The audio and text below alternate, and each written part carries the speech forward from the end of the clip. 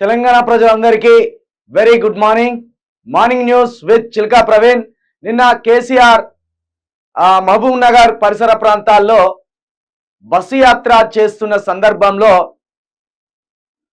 శ్రీనివాస్ గౌడ్ ఇంట్లో భోజనం చేస్తున్న సమయంలో 3 సార్లు కరెంటు పోయిందని నిన్న ఎక్స్ వేదికగా అదే ట్విట్టర్ వేదికగా మాజీ ముఖ్యమంత్రి తెలంగాణ తొలి ముఖ్యమంత్రి కేసీఆర్ చెప్పడం జరిగింది.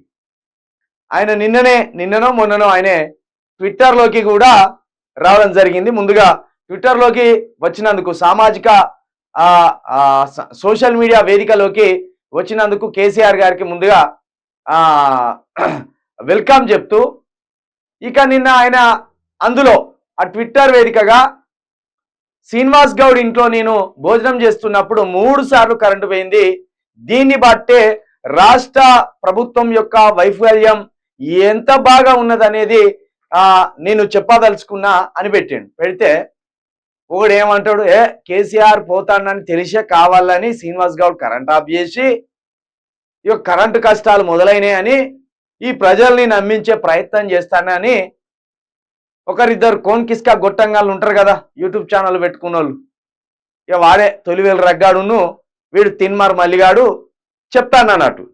నేను ఒక్కటి చెప్తానా, కొంచెం మన ఆఫీస్ కుదుటపడ్డ తర్వాత మనం ఆల్రెడీ ప్రజా దర్బార్ అనే ప్రోగ్రాం పెడుతున్నాం కదా, ఎక్కడెక్కడైతే కరెంటు కష్టాలు ఉన్నాయో ఆ ప్రదేశాలకు పోయి వాళ్ళ ఇంట్లో కూర్చొని ఏ ఇంట్లో అయితే కరెంటు పోయి 2-3 గంటల అవస్థలు పడతాలో వాళ్ళ ఇండ్లలో కూర్చొనే ఇక కరెంటు పోయిందని చూపించే ఒక బృహత్తర కార్యక్రమానికి శ్రీకారం చుట్టకపోతే అడగండి.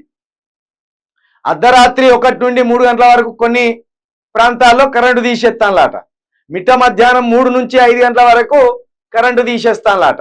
వీళ్ళేమో ఈ దొంగలేమో ప్రభుత్వం మోచేతి నీళ్లు తాగుతూ ప్రభుత్వానికి వంత పాడుతూ కరెంటు పోతలేదు, కరెంటు కష్టాలు లేవు, కావాలనే ప్రతిపక్షాలు కరెంటు కష్టాలు ఉన్నాయని ఒట్టి అబద్ధాలు సృష్టిస్తున్నారని చెప్పే ప్రయత్నం చేస్తాను.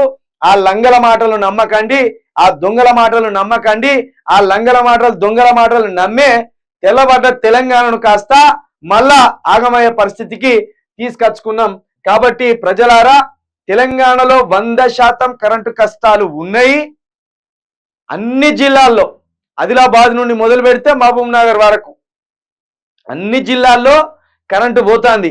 మధ్యాహ్నం టైంలో ఒక 2-3 గంటలు పోతుంది, మళ్ళీ మిట్ట అర్ధరాత్రి మరో 2-3 గంటల కరెంటు తీసేస్తున్న ఆ వైనాన్ని కూడా మనం గుర్తు చేసుకోవచ్చు, మనం గమనించవచ్చు. ఇక మార్నింగ్ న్యూస్ లోకి వెళ్దాం.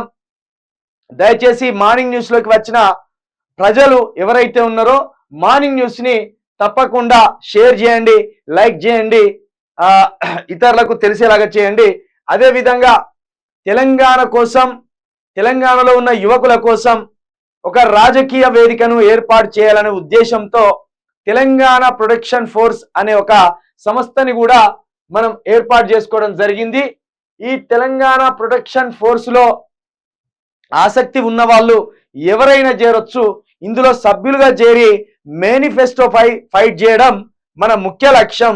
మేనిఫెస్టో 420 అనే మేనిఫెస్టో 420 హామీలతో కూడిన మేనిఫెస్టోని ఈ తెలంగాణ సర్కార్, ఈ కాంగ్రెస్ సర్కార్ అమలు చేయవలసిందే. అది అమలు చేసే వరకు తెలంగాణ ప్రొటెక్షన్ ఫోర్స్ తరపున ఎప్పటికప్పుడు మనం కొట్లాడడానికి ముందుండాలని ఒక ఆలోచనతోటి మనం ఈ సంస్థను పెట్టడం జరిగింది. దీనిలో చేరవలసిన సభ్యులు, ఆసక్తి ఉన్న సభ్యులు ఎవరైనా 9704642961 ఈ నెంబర్కి తప్పకుండా మీ డీటెయిల్స్ పంపండి.